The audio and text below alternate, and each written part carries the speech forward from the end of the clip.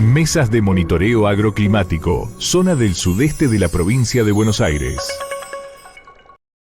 Buenas tardes a todos y a todas. Estamos una vez más en nuestro encuentro mensual de monitoreo agroclimático para el sudeste de la provincia de Buenos Aires.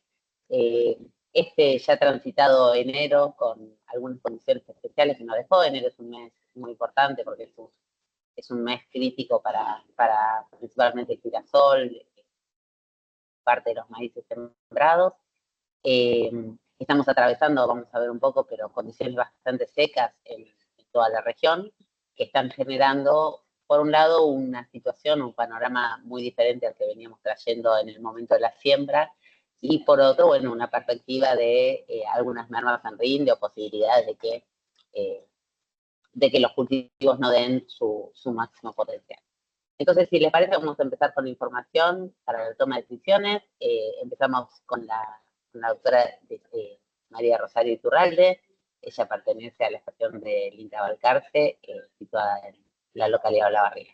Bueno, Rosario, bienvenida, muchas gracias.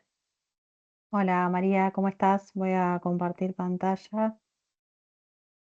A ver. Avísame si se ve ahí en la presentación. Perfecto, perfecto. Bueno, como siempre comentamos, hacemos un breve resumen de las principales condiciones meteorológicas de cada mes.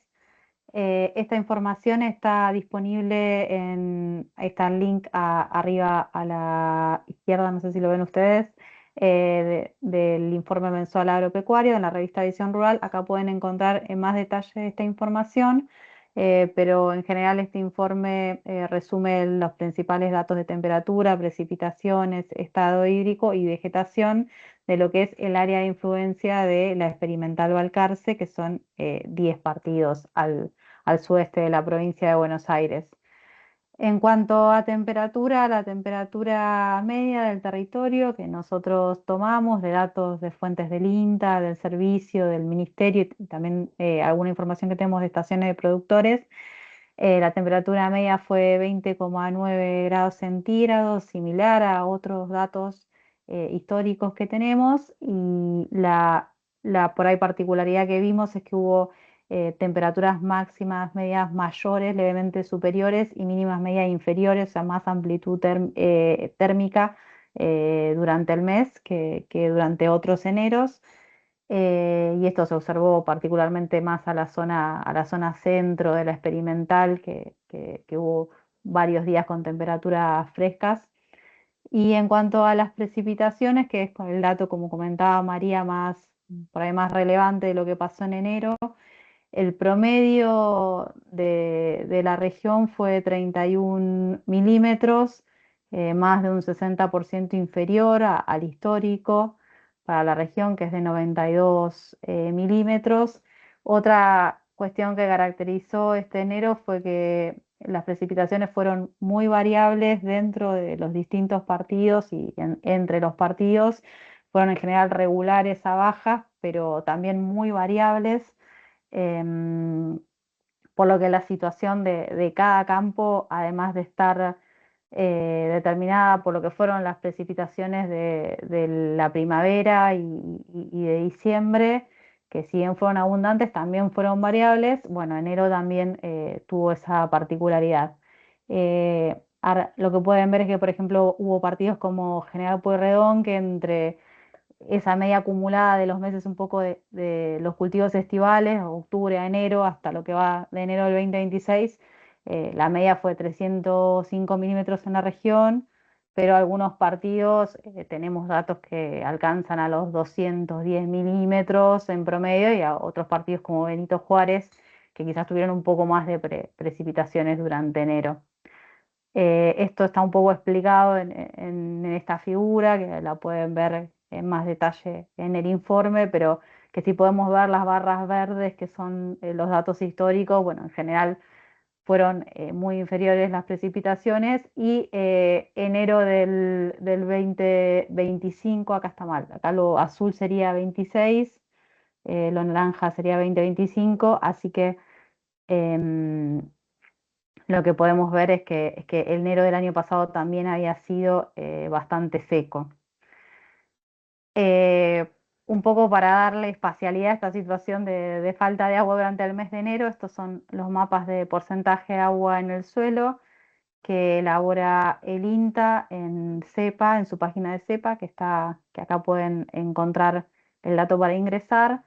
Eh, este serían los mapas de porcentaje de agua en el suelo, que fueron, en general se mantuvieron todo el mes inferior al 50%.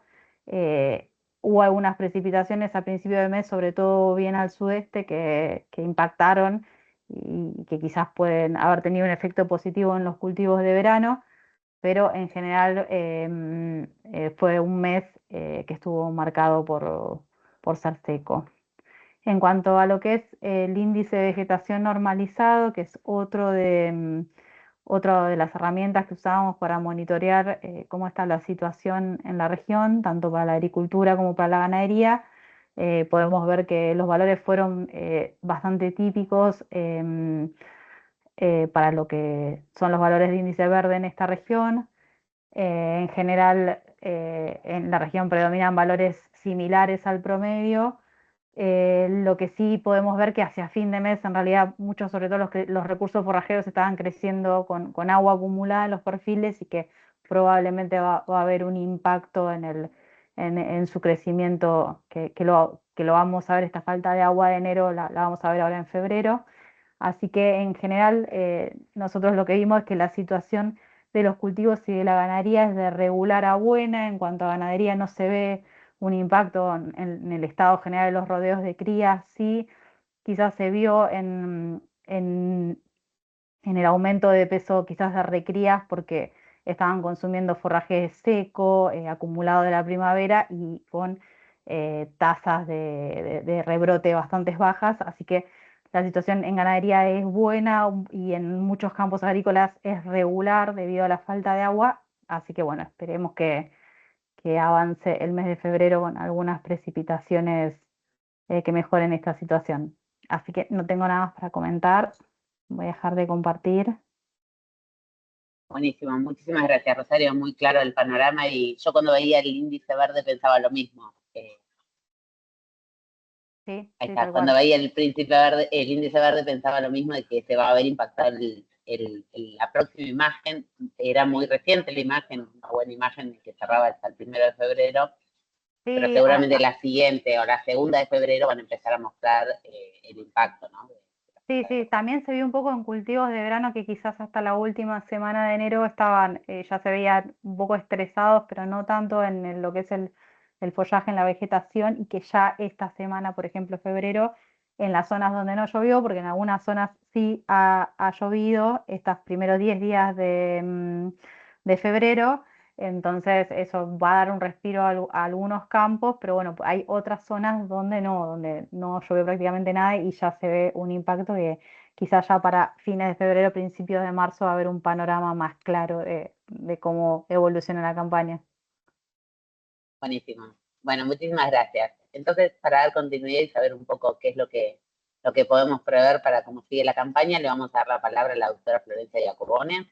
Florencia es integrante de la Universidad de Buenos Aires, así que Flor, si te parece, te doy la palabra y nos contas un poco qué perspectivas hay en base a este escenario.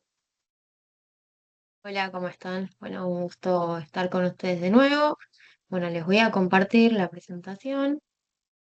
Em, ¿Se ve bien ahí? Perfecto. Perfecto.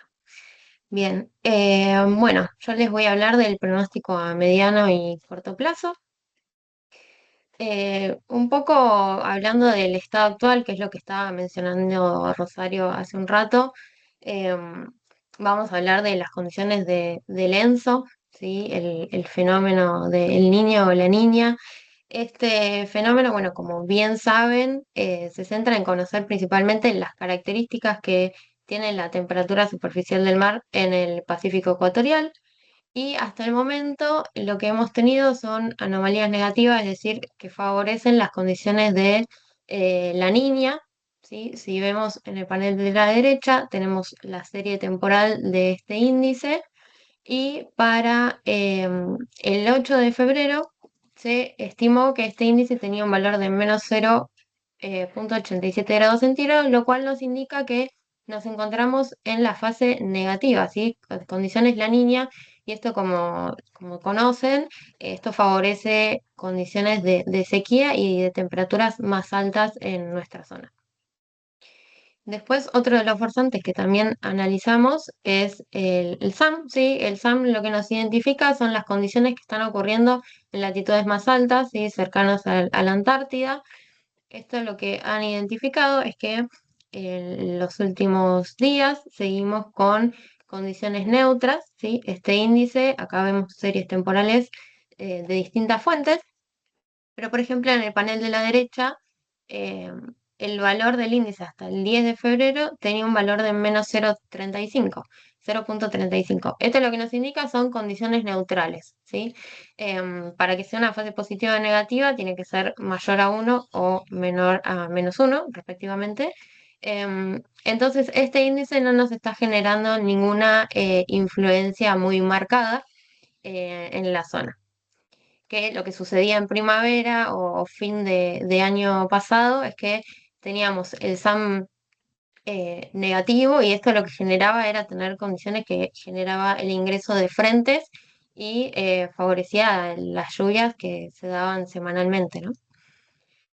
Después, pasando a lo que es el pronóstico, en este caso me centro en Miramar, ¿sí? El Servicio Meteorológico Nacional lo que nos indica es que para los próximos días vamos a tener días cálidos, ¿sí? Que van a empezar a aumentar las temperaturas máximas y mínimas a partir del domingo o a partir del día lunes, ¿sí? Pero es importante marcar que el Servicio Meteorológico para el día martes pronostica condiciones de probabilidad de precipitación y tormentas aisladas entre un 10 y un 40%.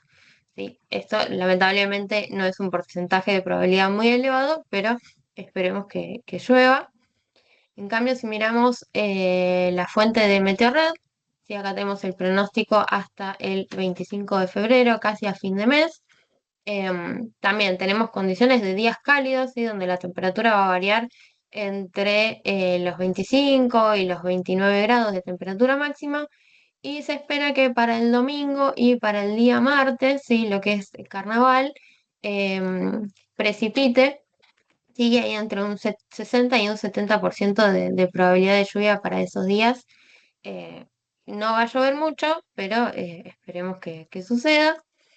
Y en cuanto al Windy, ¿sí? Tenemos para el modelo europeo en el panel superior y para el modelo GFS en el panel inferior. Y en ambos casos, a partir del día domingo, ¿sí? También se espera que ocurran algunas precipitaciones en la zona, ¿sí? Y la temperatura también se va a mantener no tan elevada, entre 25 y 30 grados aproximadamente. ¿Sí? Esto, haciendo un resumen del pronóstico de estas tres fuentes de información, tanto del Servicio Meteorológico como del Meteorred y de Windy, podemos decir que vamos a tener días cálidos en los próximos 7 a 10 días, y que se espera que haya precipitación entre el domingo 15 y el martes 17. Ahora, pasando a lo que es el pronóstico trimestral, en este caso de la precipitación, tenemos para la semana del 12 al 18 y del 19 al 25 de febrero de las anomalías de precipitación. En este caso podemos ver que en lo que es la costa, ¿sí? de la zona del sudeste de Buenos Aires, prevalecen más bien las anomalías negativas de precipitación, pero sin embargo fluctúan entre 5 y 10 milímetros, ¿sí? No, no es mucho, o sea, hay una baja intensidad de estas anomalías.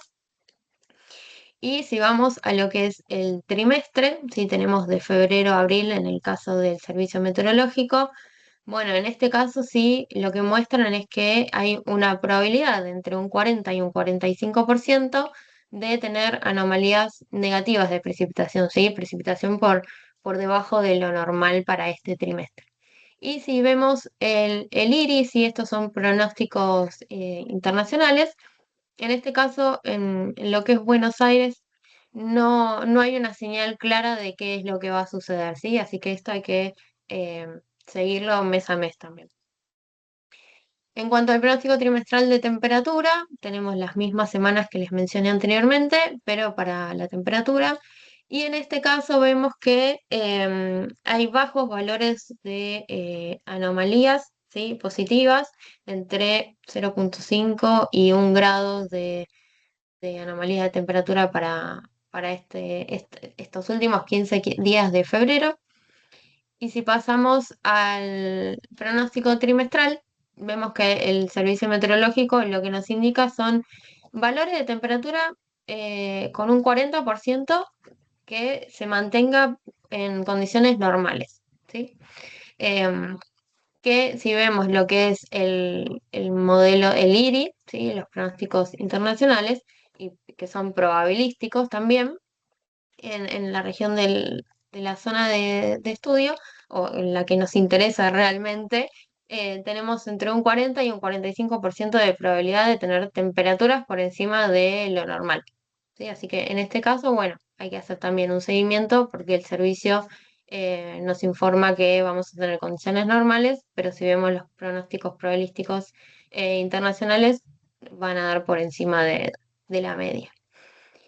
Y ya por último, viendo el pronóstico de los forzantes, ¿sí? En este caso en el ENSO, prevalecen las condiciones neutras o condiciones normales en el Océano Pacífico Ecuatorial. Entonces, en este caso, si vemos el panel de la derecha, tenemos la probabilidad de ocurrencia de de las fases, ¿sí? En gris tenemos la probabilidad de ocurrencia de la fase neutra, en azul la niña y en rojo el niño. Entonces, si vemos que para febrero, marzo y abril también tenemos condiciones neutras, ¿sí? Hay entre un 80 y un 90% de probabilidad de que haya un cambio de fase, ¿sí?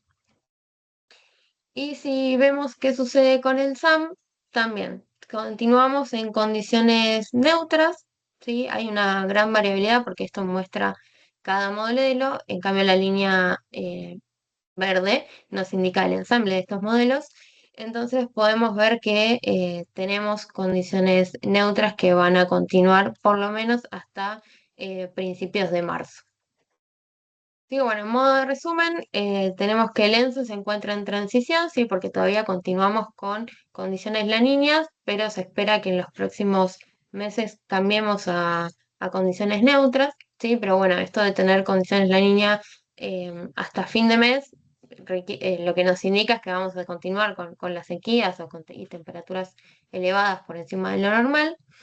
El pronóstico, principalmente para el caso de Miramar, vamos a tener probabilidad de precipitación entre el martes perdón, entre el domingo y el martes, y con días cálidos. En cuanto al pronóstico trimestral, bueno, ya hay una mayor incertidumbre, pero se espera que haya un déficit de lluvia y temperaturas por encima de lo normal. Y bueno, y como mencioné anteriormente, los forzantes, tanto el ENSO como el SAM, se espera que tengan condiciones neutrales en los próximos meses. Muchas gracias. Ya dejo. Buenísimo, muchísimas gracias, Flor. Bueno, un panorama entonces bastante complicado para lo que queda para los cultivos. Pensaba en menos mal que tuvimos las condiciones de primavera, ¿no? Y que los perfiles estuvieron llenos, sino las completamente distintas. Y también un poco hablábamos, ¿no? Antes de empezar esta reunión, de la importancia en estos momentos de la diversificación de cultivos, en que las señales realmente también están difusas, entonces en este momento es una buena estrategia, digamos. La diversificación como concepto, pues uno lo lleva a fecha de siembra, cultivos, variedades, opciones de manejo, etcétera, ¿no? Pero como estrategia general. No sé si alguien más quiere agregar alguna cuestión. Y otra cosa que hablábamos también antes, que también lo mencionaba principalmente Fabián, es esto de la precipitación. Quizás mensualmente la precipitación que cae es la misma, pero está distribuida en distintos días. Quizás llueve mucho en 1 o 2 días y no tanto distribuido en todo el mes, ¿no? Sí, sí, tal cual. Son como, uno recuerda además los días que llovió porque son como tiki, tiki, tiki, así. Parece las heladas. me hace acordar la helada de octubre y noviembre, viste que no se acuerda exactamente, así que corre con las lluvias. Pero bueno, esperemos que las condiciones mejoren realmente, esperemos que esas lluvias caigan y que podamos seguir adelante entonces para las actividades productivas de la zona. Muchísimas gracias y nos encontramos entonces el mes que viene.